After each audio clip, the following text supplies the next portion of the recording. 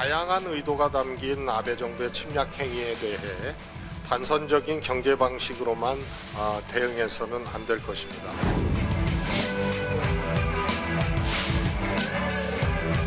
문재인 대통령 국제정치의 근본 속성마저 모르는 아마추어 외교로 지금 이 나라 경제를 일기형에까지 오게 만들었습니다. 대통령께 대일 특사 파견을 건의할 용의는 있습니까?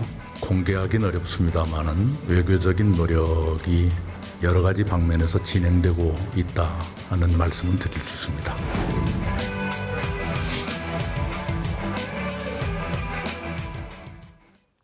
민주당 일본경제보복대책특위 위원장을 맡은 민주당 최재성 의원 그리고 정두원 전 의원의 의견 듣겠습니다. 어서 오십시오. 안녕하세요. 특위 만드셨어요? 위원장 맡으셨고요. 네, 그렇습니다. 네, 특위가 하는 일은 정부와 논의가 좀 되고 있습니까? 이 특위 자체에 대해서 논의하는 건 아니고요. 이제 정부가 할 일이 있고 그 일의 방식이 있고요. 또 여당에서 특위를 만들어서 할 내용과 일이 있고 또 방식이 조금씩 그러겠죠? 다릅니다. 네. 그 과정에서 충분히 파악하고 소통하고 하는 일은 당연히 해야 될 일로 생각됩니다. 사안의 심각성에 대한 인식은 정부 여야 비슷한 것 같은데 어떻게 대응할 것이냐를 놓고는 여야가 진보와 보수가 많이 점점 더 좀 차이가 나는 것 같습니다.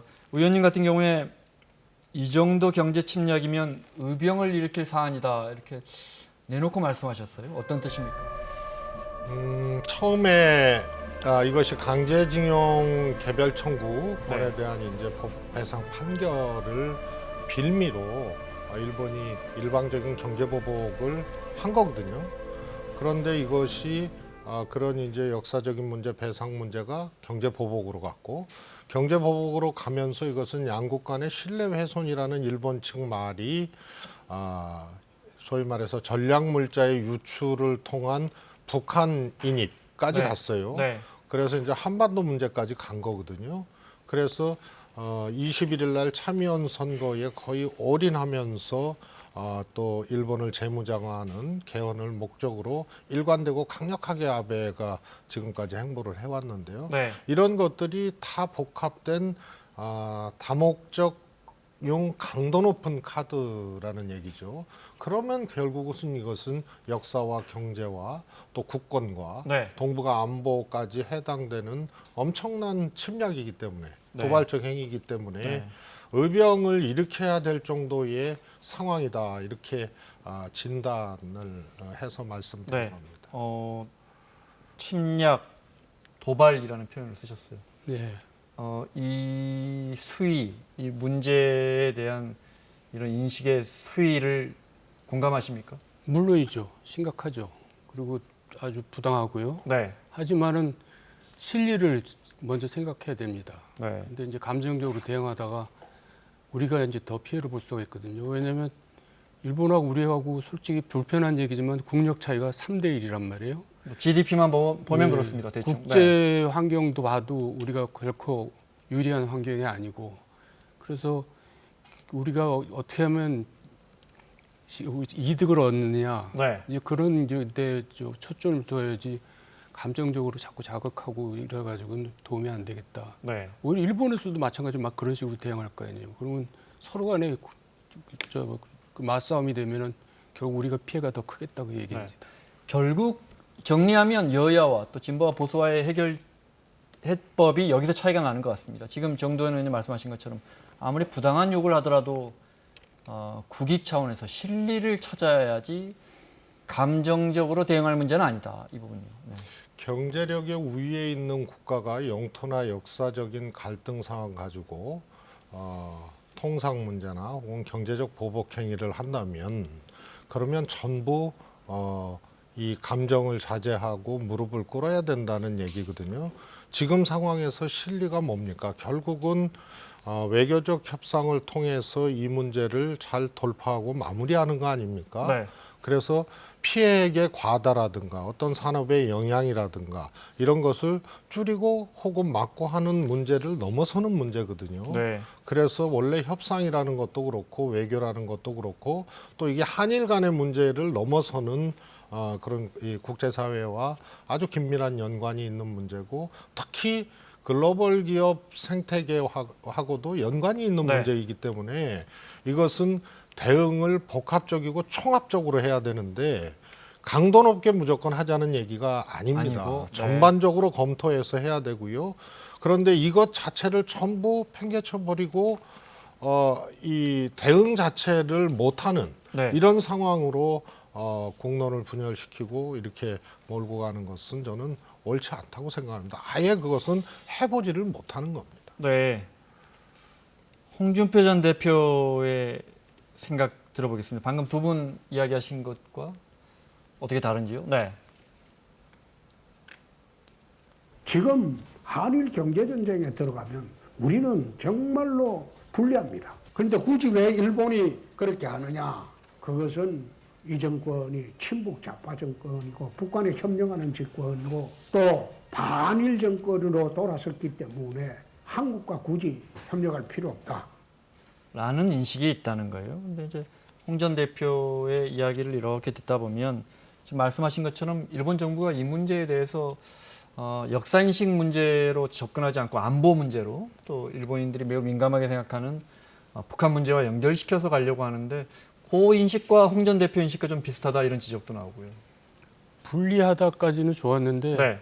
너무 확대 해석 비약을 좀 한 것 같아요. 근데 어쨌든 일본이 이 문제에 대해서 국제적인 타당성을 갖기 위해서 자꾸 이제 북한하고 연결시켜서 하는데 거기에 대해서는 우리가 당연히 논리적으로 대응하고 마땅히 이제 그렇게 해야 되는데 네. 뭐 반일 감정 때문에 이런 일이 생겼다. 뭐 그런 거는 좀 비약이 아닌가 싶은데요. 네. 그냥 여기에 대해서 여쭤볼게요. 지금 저희 녹취에는 안 나왔지만 홍 전 대표가 일본에 보복하면 제2의 IMF 환란이 대혼란이 올 것이다 라고 했거든요. 이 부분만 놓고 보면 어떻습니까? 뭐 우려할 수도 있습니다. 일본은 여전히 세계 세 번째 경제 대국입니다. 네. 그러면 네. 특히 이제 반도체의 경우만 예를 들면 네. 지금 반도체 세 가지 소대에 대한 수출 규제 조치로 우리가 사실은 정보 파악도 제대로 못했던 거 아니에요? 네.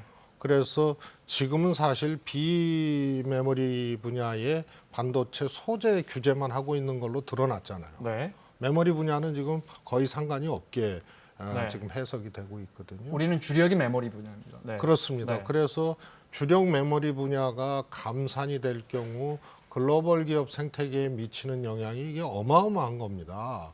그래서 그다음에 비메모리 분야는 이제 미래의 하나의 차세대 경쟁의 문제거든요. 이게 같이 온 거고. 그래서 우리도 카드들이 충분히 있는데 아마 아예 이것을 접고 얘기를 하면 그냥 뿔론 수밖에 없는데 이게 단순히 역사적인 문제도 우리가 그동안 국민들께서 정의롭게 잘 해야 된다라는 기조를 쭉 유지해 왔는데 네. 경제 문제, 한반도 문제까지 갔는데 그러면은 여기서 어떻게 하라는 거예요? 그래서 네. 홍준표 대표의 저 말씀은 일본 측이 얘기하고 생각하는 거하고 똑같은 얘기입니다. 그러나 저는 네. 이것은 쌍방향의 문제고 경제보복이 성공한 사례들이 거의 없어요. 그리고 화살되어 일본에게 돌아가는 겁니다. 그래서 이 문제에 대해서 너무 우리가 피해 중심의 사고만 해서 나머지 입 닫고 있어라 이런 식의 얘기는 네. 패배주의고 아무것도 하지 않자는 얘기고 아베 정부의 우리가 그야말로 알몸으로 이렇게 서게 네. 되는 그런 것에 다름 아닌 발언입니다. 그렇다 하더라도 저 자세로 이 문제를 해결할 수는 없다 이 말씀. 저자세 고자세의 문제가 아니고요. 네. 저거는 아예 하지 말라는 얘기죠. 그러나 카드도 있고요. 국제사회도 있고요. 네. 뭐 우리 정도원 의원님께서 국제환경도 쉽지 않다고 했는데 꼭 그렇지 않습니다. 특히 북한을 일본이 끌어들인 것은 홍준표 대표의 말하고 좀 비슷하게 느껴지는데요. 그것은 실수한 겁니다. 네. 최근의 한반도 상황이라든가 이것을 풀어나가는 남북미 관계라든가 이 기본 기조에 굉장히 도전적인 도발을 한 거거든요. 그리고 사실과도 다르고 재발등 짓기였다는 게 지금 드러나고 있죠. 그래서 저거는 굉장히 착시 내지는 왜곡된 사고다 이렇게 네. 봅니다. 근데 이제 대응을 이제 자제하고 있다 보통 이렇게 나오던데 자제하고 있는 건지 대책이 없는 건지 국민들은 되게 불안해하고 있죠. 네. 그러니까 이제 뾰족한 수가 없지 않느냐. 그러니까 지금까지 저러고 있는 게 아니냐. 사실 일본은 8개월 전부터 준비했는데 우리는 그동안 뭐 했느냐. 이런 이제 불만과 의문이 나올 수가 있죠. 네. 자제하고 있는 건지 대책이 없는 건지 궁금하다. 자, 중요한 건 이제 2012년부터 시작된 이 우리 징용 피해자 분들의 대법원 판결, 그 가해 기업이 일본 기업이 배상해라는 판결이 나왔는데 일본과 협의를 하려면 이제 이 부분부터 시작을 해야 되는데 이걸 참 어떻게 할 것이냐라는 문제가 이제 생깁니다. 일단 홍준표 전 대표의 그 부분 의견을 잠깐 들어보겠습니다. 중국은 일본과 화해를 하면서 정부 차원이든 민간 차원이든 그 어떤 배상도 없이 화해를 했습니다. 저도 저희 아버님이 일본 징용을 갔다가 왔으니까 저도 상속인으로 유족 보상을 받을 수 있겠죠. 그렇지만은 미래를 위해서 나는 저희 아버님이 당했던 징용 피해 나는 그거 용서할 용의가 있습니다. 어떻게 들으셨어요?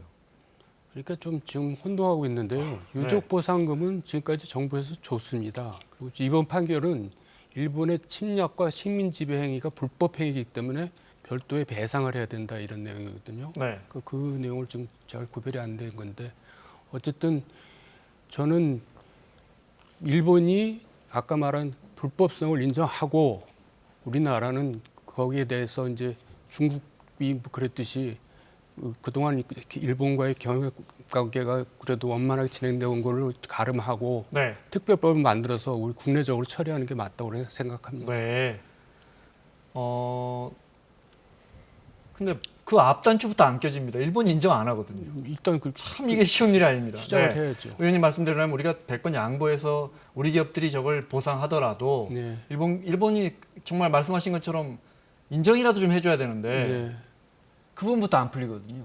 네. 우선요, 우리 홍준표 전 대표께서 왜 강제징용 피해자 대표나 뭐 이런 게 아니잖아요. 그냥 본인이 용서할 용의가 있다 그러는데 그냥 개인적으로 하세요.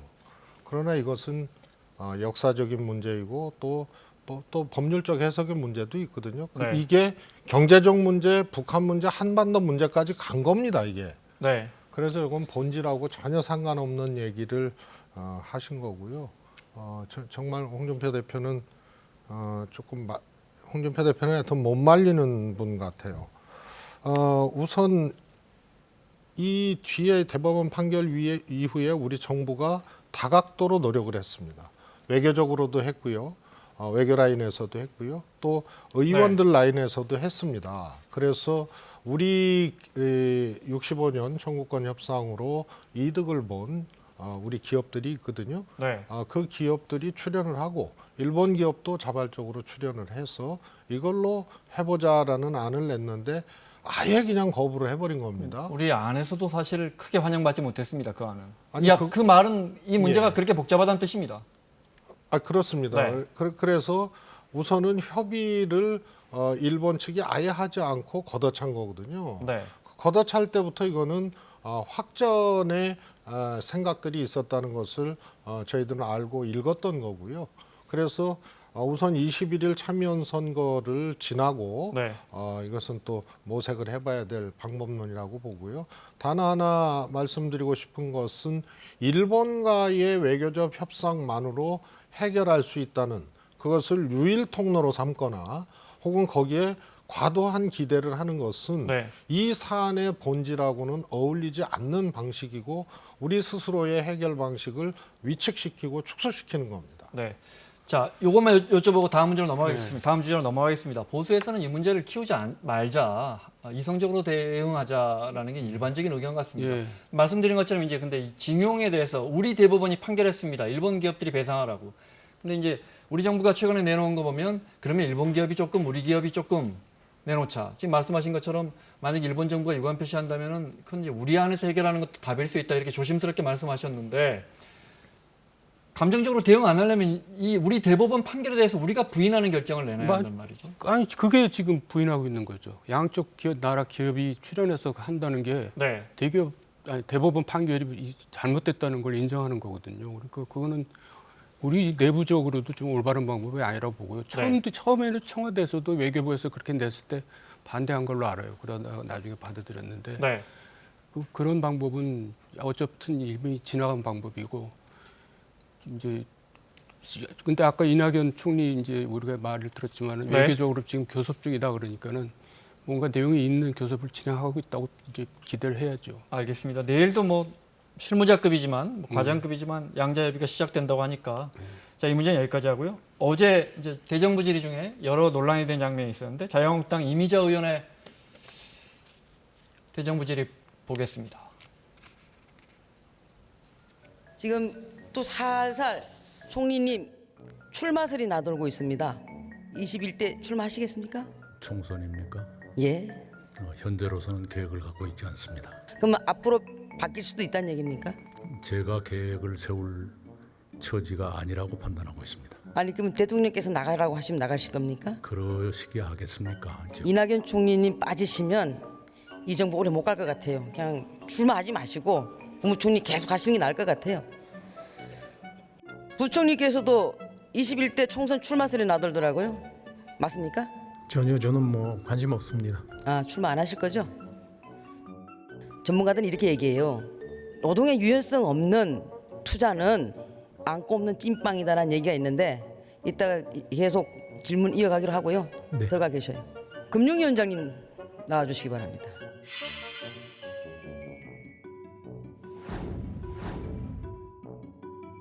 금융위원장님도 21대 총선에 출마합니까 안 합니까? 전혀 왜 그러세요? 동료 의원 질의하는데. 그 참. 그러한 생각을 갖고 있지 않습니다. 아 저기 출마 안 하실 거죠? 예. 네 들어가셔요. 국토교통부 장관님 잠깐 나오십시오. 정대 질의하라고 자꾸 저러니까요. 내가 지역구 질의 하나 할게요. 네네. 내 고향이 경북 상주입니다. 상주의 인구가 10만입니다. 그거 지나갈 때에 반드시 상주의 역사를 지어야 된다는 게 주민들이 아주 오래된 수건 사업인데 어떻게 생각하십니까?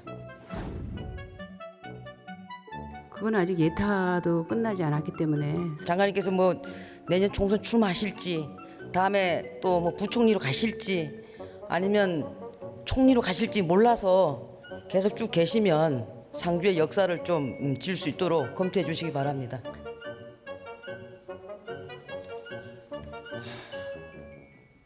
최재성 의원은 송파을에서 출마하십니까? 그럼 뭐 상주에 출마합니까?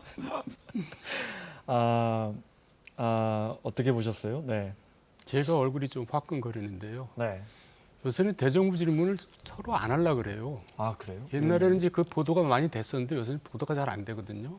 그러니까 고생만 하고 보도가 안 되니까 저 잘 안 하려고 그러는데 그러다 보니까 저렇게 이상한 질문들이 나오는 것 같아요. 뭐 이런 이야기 나오면 사실 언론 책임도 늘 있습니다. 저희도 자극적인 부분만 뽑았으니까요. 정치 질의한 거 사실 많이 있을 텐데 다른 의원님들 거 그런 건 잘 안 쓰니까. 네. 그 뭐라고 봐야 합니까? 제가 보기엔 전략도 없고 당내 어떤 조율을 안 합니까? 저런 거 할 때 자유한국당이나 민주당에서 이번엔 총리 불러서 주로 이런 걸 좀 부각시켜서 우리가 어젠다를 만들어 보자 이런 논의가 없습니까? 기본적으로 그렇게 하죠. 저 대정부 질의는 어떻게 해석해야 합니까, 국민들이? 아마 저거는 그냥 이미자 의원님 개인이 네. 당하고 소통 없이 한 네. 거고요. 내가 저런 두 분과 경우가 함께, 참 네. 처음 보는 아니, 경우라서. 어제 나온 뭐 많은 국민분들이 또 다른 보도를 통해 보셨겠지만 예를 들어 총리 세워놓고 요즘 좀 까칠하시다면서요, 뭐 이런 논의. 네. 초등학교 학급 회의하는 것도 아니고 이게 국민을 대신해서 여러 정부를 향해서 궁금한 것들을 물어야 되고 지금 예를 들어 이렇게 여쭤볼까요? 자유한국당에서는 지금 뭐 목선이라든지 경제는 뭐 말할 것도 없고요. 최저임금부터 시작해서 물어볼 게 한두 가지가 아니지 않습니까? 이런 부분에 대해서는 별로 논의가 안 나옵니다. 그러니까요. 제 말 뜻을 직설로 얘기하면 오죽 할 사람이 없으면 저런 질문이 나오나 그런 생각이 듭니다. 네. 저희 생각과 다르군요. 이 의원님들이 저기 잘 안 나가려고 하시거든요. 예. 저희는 뭐 서로 총선도 다가오니까 서로 나가시려고 할 줄 알았더니. 네. 지금은 아마 특히 야당은 네. 대정부 질의를 서로 하려고 그러죠. 야당은. 야당은. 아니, 지금 그렇습니다. 이미재 의원 야당 아닙니까? 그렇습니다. 네. 그래서 아마 신청했을 거예요. 아, 그래요? 이미자 의원님이. 네. 그리고 신청하고 대정부 질의가 아니고 대정치인 면접을 본 거예요.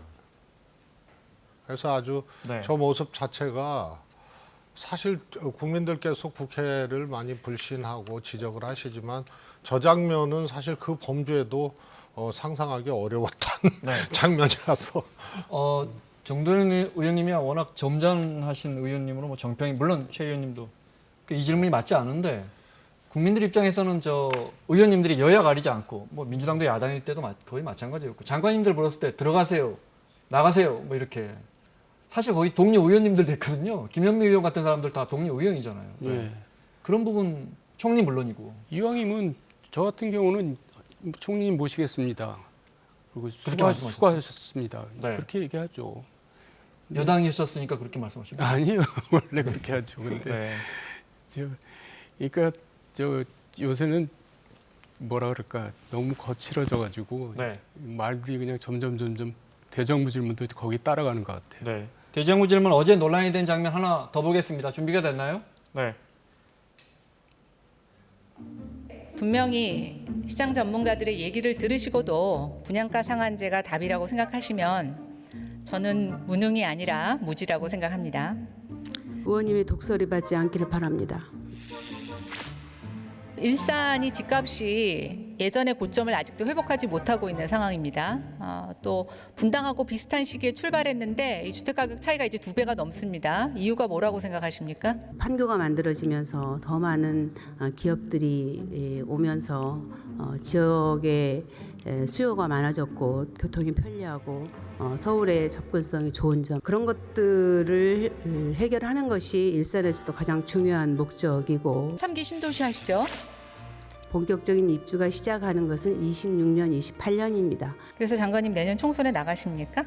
나갈 계획입니다. 네, 현재 그 지역구 그대로 나가십니까? 네, 김연아 의원님도 자주 다니시는 거 알고 있습니다.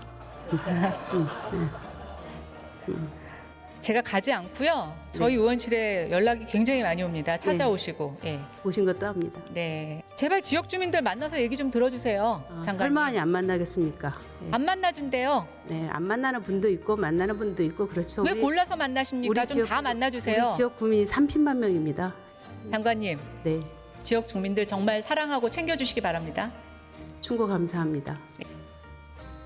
마지막에는 좀 훈훈하게 끝났어. 저런 논쟁은 사사건건에서 이루어져야 되는데 대정부 질의에서 나오는 게 저희는 혹시 저 맥락을 이해 못하시는 시청자분들을 위해서 뭐 두 분은 잘 아시겠지만 이제 신도시 정책 3기 신도시 정책을 내놓으면서 일산 고향 지역 분들이 반발이 많았고 그래서 김현미 장관이 지역구가 일산인데 지금 총선에 상황이 녹록지 않아졌고 일각에서는 그러니까 마침 부동산로 맞불 놓기 위해서 저 김연아 부동산 전문가인 김연아 의원을 자유한국당에서 한번 투입해 보자 이런 이야기가 나오나 보죠? 네, 그런 것 같아요. 김연아 의원은 원래 제가 알기로는 강남에 신청했다가 안 된 거 안 됐죠. 네. 본인이 이제 그렇게 도전을 하겠죠. 김연아 의원이 당에서 강남 지역구 당협위원장 저기서는 예전에 한번 떨어진 적이 있거든요. 예. 지금은 비례대표고요. 예. 네. 저 논의 자체는 어떻습니까? 국민들 보기에는 정책 현안이 아니고 사실은 김현미 장관도 머릿속에는 지금 지역구밖에 안 들어있는 것 같습니다. 이 부분 어떻게 보십니까? 뭐 보셔서 알겠지만 네. 우리 김연아 의원께서 그렇게 질의를 하니까 네. 지역구 얘기를 하니까 이제 불가피하게. 답변했던 것이라고 봐요. 김현미 장관은 네. 냉정하게 보면요. 네. 김연아 의원께서는 지역구로 아마 염두를 해두시고 있는 것 같은데 그래서 관련된 질문을 한 거고요. 네. 근데 저 장면이요. 보통 지역구 민원 얘기를 하는 경우는 간혹 있어요. 네. 근데 그것도 굉장히 드문 경우입니다. 저 의정단상에서 지역구 얘기하는 게 굉장히 드문 경우인데 이제 버젓이 하고 그것을 또 두 분이 이 훗날 총선에서 어떻게 뭐 이렇게 경쟁을 할지는 몰라도 그런 것까지 엿보이게 되는 것까지 의정단상에서 보여준 거는 네. 그거는 굉장히 지나친 모습이죠. 그런데 저 김연아 의원님이 강남에서 하여튼 위원장에 실패를 하시고 가셨는데 그 김현미 장관님 지역구가 꼭 김연아 의원이 공천받는다는 보장은 어디도 없어요. 물론요. 네. 그거는 진짜 황교안 대표밖에 아무도 모르는 거거든요. 네. 그래서 저게 너무 일찍 스스로 지역구를 설정하고 불사른 것이 아닌가 그런 생각도 듭니다. 네. 그 3기 신도시 때문에 그쪽 지역 민심이 안 좋아서 유은혜 부총리도 고향이 지역구라 심지어 유은혜 부총리도 뭐 불안불안하다는데 그 말이 맞습니까? 사실 3기 신도시 때문에 이제 그런 걱정을 하시는 것은 네. 뭐 있을 수 있는 일이고요. 그리고 본디 이제 총선을 앞두고는 현역 의원들은 여러 측면에서 조심하고 예민하고 그렇죠. 네. 저렇게 1년이고 2년이고 저렇게 장관님들, 의원님들 출마 전에 장관하고 바로 지역구 투입되고 이 문제는 사실은 뭐 어제 오늘 일은 아닌데 그 부분은 어떻게 보십니까? 뭐 하도 전례들이 많으니까요. 새삼 저렇게 뭐 문제가 근데 그렇게 장관이 되면 계속 지역구를 신경 쓸 수밖에 없습니다. 더 많이 신경 쓰죠 아무래도 특별하게요. 그리고 지역구에서 이제 그 지명도도 올라가고 급수도 이제 올라가고 좋은데 네. 어쨌든 저 지금 김현미 장관의 경우는 악재가 터진 거죠. 굉장히 저는 지역에서 안 좋습니다. 왜냐하면 부동산 가격이 내려갔다 올라갔다 뭐 이런 문제는 재산에 관계되는 문제이기 때문에 네. 굉장히 민감하게 대응하죠. 알겠습니다. 신도시도 시간이 되면 신도시도 여쭤보고 싶은데 대정부 질의 하나만 더 보겠습니다. 네. 준비됐으면 보겠습니다. 대통령 아들과 사위, 자유한국당 황교안 당대표 아들까지 모두 전수조사해서 채용 비리 진상을 규명해야 된다고 생각하는데 어떻게 보십니까? 합리적인 의심이 들만한지 또는 그것을 뒷받침할 만한 일정한 사실이 입증되는지 등등을 보고 판단해야 되겠죠. 아니 대통령 아들도 문제가 있으면 다 조사해야 되고 사위도 조사해야 된다는 거 아닙니까? 특권층들에 대해서 조사하자는 건데. 아니 그러니까요. 문제가 있는지 여부를 현재로서는 의원님의 주장만 있고 다른 것이 저한테는 없습니다. 대통령 동서 김한수 교수는 작년 2월 대제대학교 교양과목 담당 교수로 스카웃되었다고 합니다.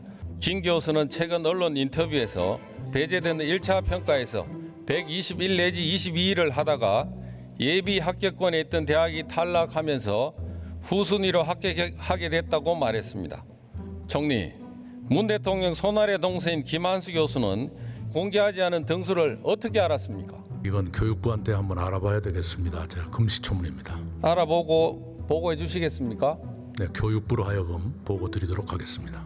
상식적으로 보면은 교육부나 청와대로부터 상세한 내용을 입수했기 때문에 글쎄요, 우리 의원님의 억측력에 대해서 제가 늘 제 상상을 뛰어넘습니다. 같은 표현도 총리께서 질문하는 사람한테 억측이라고 얘기하면 곤란하죠. 그러면 총리가 답변하시는 것도 같은 대접을 받습니다. 저하고 같은 선상에서 지금 얘기를 하지 않습니까?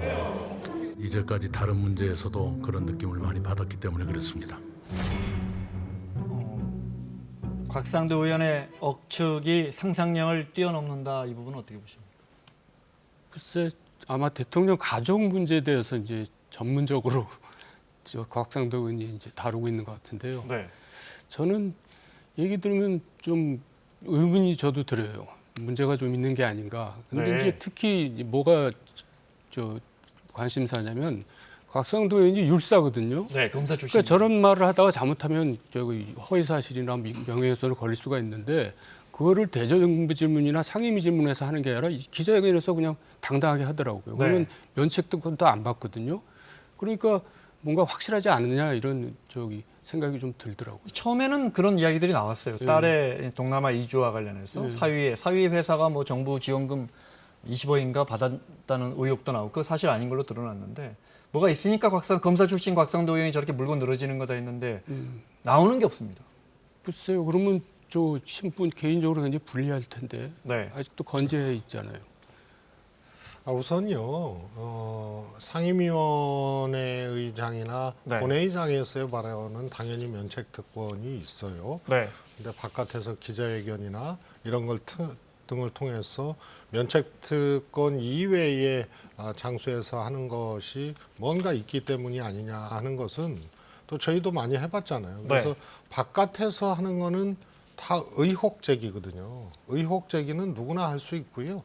그래서 처벌받지 아니하는 겁니다. 그래서 이 면책특권 밖에서 얘기했다고 그게 근거가 있다 이렇게 얘기하기는 어렵고요. 그래서 지금까지 곽 의원님이 제기하신 문제는 보통 뭐 저희도 야당을 해봤습니다만 네. 그래도 근거를 어느 정도 이렇게 가지고 해야 그것이 또 이 진도도 나가고 또 사법적 문제까지도 가고 국정조사도 하고 뭐 그러는데 저 경우에는 제기는 무수하게 많이 했으나 네. 근거는 지금까지 하나도 안 나왔기 때문에 매우 특이한 경우입니다. 곽상도 의원님. 매우 문제 특이한 제기도. 경우다. 네. 저 정 의원님 반론 듣고 마무리할까요? 네. 글쎄요, 청와대에서 저렇게 그냥 계속 저렇게 놔두는 것도 이상한데요. 뭔가 대응을 해야죠, 법적으로. 그러니까 뭐 저는 아직도 저 개인적으로는 좀 뭐가 있다. 그런 네. 생각이 들어요. 알겠습니다. 지켜보면 나오겠죠. 뭐 어쨌든 지금까지 나온 게 없습니다. 자, 민주당 최재성 의원 그리고 정두원 전 의원과 함께했습니다. 수고하셨습니다.